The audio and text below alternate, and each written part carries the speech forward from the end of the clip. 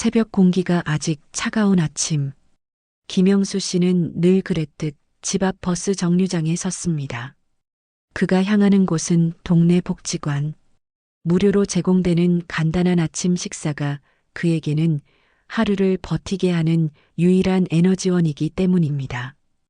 허리춤에 걸린 낡은 지갑에서 교통카드를 꺼내 단말기에 갖다 댔을 때 날카로운 기계음과 함께 잔액 부족이라는 차가운 문구가 번쩍였습니다.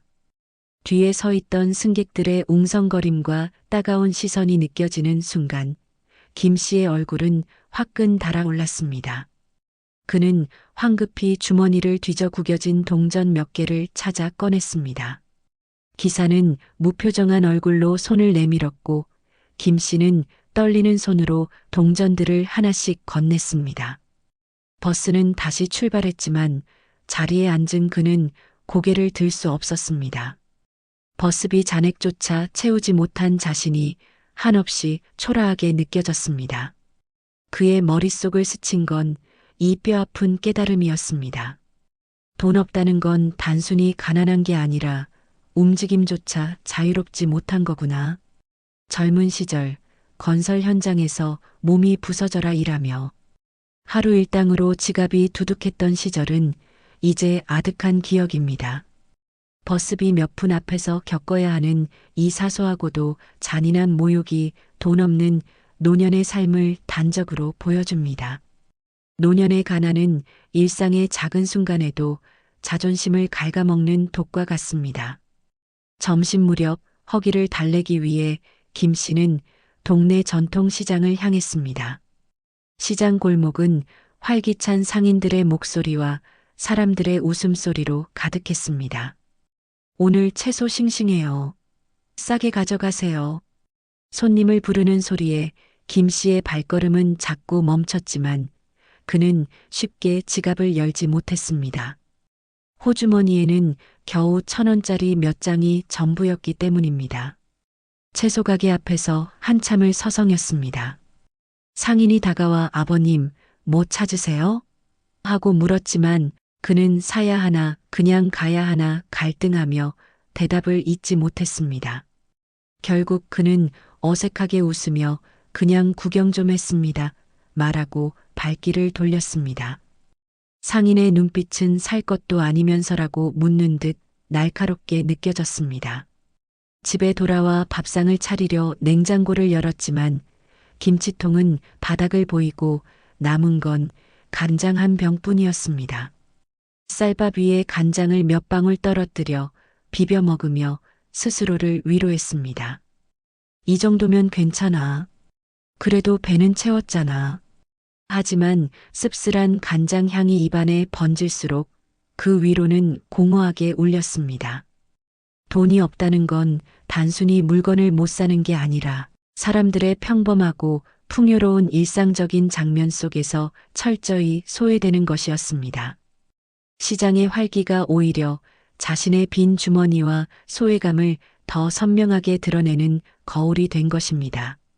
김영수 씨의 집은 지은 지 40년이 넘은 낡은 슬레이트 지붕집입니다. 비가 내릴 때면 집안은 작은 폭포처럼 군데군데 물방울이 떨어집니다. 그는 양동이와 대야를 이리저리 옮겨 놓으며 밤을 지새웁니다. 바닥에 쏟아진 물을 걸레로 닦다가 허리가 끊어질 듯 아파와도 수리비를 생각하면 손이 멈춥니다. 지붕을 갈아엎는 데 드는 돈은 그의 한 달 지원금의 몇 배에 달하기 때문입니다. 그는 늘 중얼거립니다. 이 집이 나를 지켜줘야 하는데 이젠 내가 집을 지켜야 하는구나. 옆집은 얼마 전 깔끔하게 리모델링 공사를 마쳤습니다. 깨끗한 창문과 번쩍이는 지붕을 올려다보며 그는 자신의 집이 더 초라하게 느껴졌습니다. 같은 나이에 같은 동네에 사는데 왜 나는 이렇게 됐을까 스스로를 책망하는 목소리가 들려옵니다. 집은 사람이 쉴 수 있는 마지막 보루라고들 합니다. 하지만 돈 없는 노인에게 집은 더 이상 안식처가 아닙니다. 무너져가는 벽과 새는 지붕은 그의 불안과 고립을 그대로 드러내는 거울이 되었습니다. 천장에서 떨어지는 물방울 소리가 그의 심장을 두드리며 속삭입니다. 돈이 없다는 건 집조차 사람을 지켜주지 못한다는 잔인한 진실을. 김영수 씨의 하루 중 가장 두려운 순간은 우체통을 열 때입니다. 광고지 사이로 끼어 있는 흰색 고지서 봉투가 그의 심장을 철렁 내려앉게 합니다. 전기, 수도, 가스 요금이 적힌 종이는 그에게 청구서가 아니라 판결문처럼 느껴졌습니다. 이번 달은 얼마나 나왔을까? 도대체 어떻게 막아내지?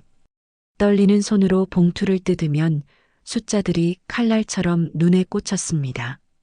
몇 달 전에는 전기요금을 제때 내지 못해 직원에게 이번 달은 반만 내고 다음 달에 채우면 안 될까요? 하고 조심스레 물어야 했습니다. 연체가 2번 이상 되면 공급이 중단됩니다. 라는 차가운 대답에 그는 자신이 전기세를 흥정하는 신세가 되었다는 사실에 스스로를 책망했습니다. 겨울이면 난방을 돌리지 못해 장판 위에 이불을 겹겹이 깔고 버텼습니다. 여름이면 선풍기 한 대에 의지하면서도 전기세가 불어날까 겁이 나서 땀을 흘리며 밤을 새웠습니다. 고지서는 계절과 상관없이 매달 어김없이 찾아왔고 그 종이 한 장이 그의 삶을 지배했습니다.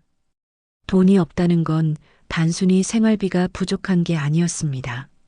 공공요금 고지서 앞에서 매달 신문을 받는 죄인처럼 서 있어야 한다는 뜻이었습니다.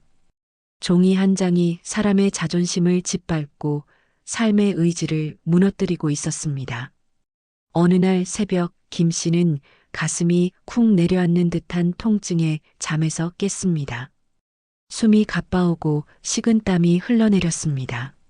몸이 보내는 명백한 신호였지만 그는 한참을 망설였습니다. 병원에 가야 한다는 생각이 들자마자 먼저 떠오른 건 병원비였습니다.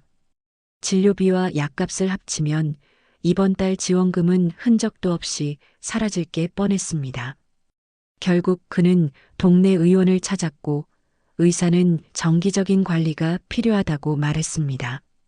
진료실을 나와 처방전을 받아 약국에 들렀을 때 약사가 금액을 불러주자 그는 숨이 막혔습니다. 손에 쥐고 있는 돈으로는 다 낼 수 없다는 걸 알았기 때문입니다. 이 중에 꼭 필요한 것만 주세요. 장 씨의 입에서 나온 말은 그 자신조차 모멸감을 느끼게 했습니다. 약사는 잠시 눈치를 보더니 몇 가지를 빼주었습니다. 얇아진 약봉지를 들고 나오는 길, 그는 어깨를 움츠렸습니다. 약이 줄어든 만큼 몸의 고통은 더 오래 버텨야 합니다. 치료가 아닌 버티기, 회복이 아닌 체념. 돈 없는 노년의 삶은 병 앞에서조차 존엄을 허락하지 않습니다. 가난은 단순히 주머니를 비우는 게 아니라 생명을 조금씩 갉아먹는다는 사실을 그는 그날 다시 한번 절실히 깨달았습니다. 몇 주 만에 아들이 집을 찾았을 때 김 씨는 설레면서도 동시에 숨이 막혔습니다. 냉장고는 텅 비어 있었고 손주에게 줄 작은 용돈조차 마련하지 못했습니다. 급히 차린 밥상에는 김치와 멸치볶음이 전부였습니다.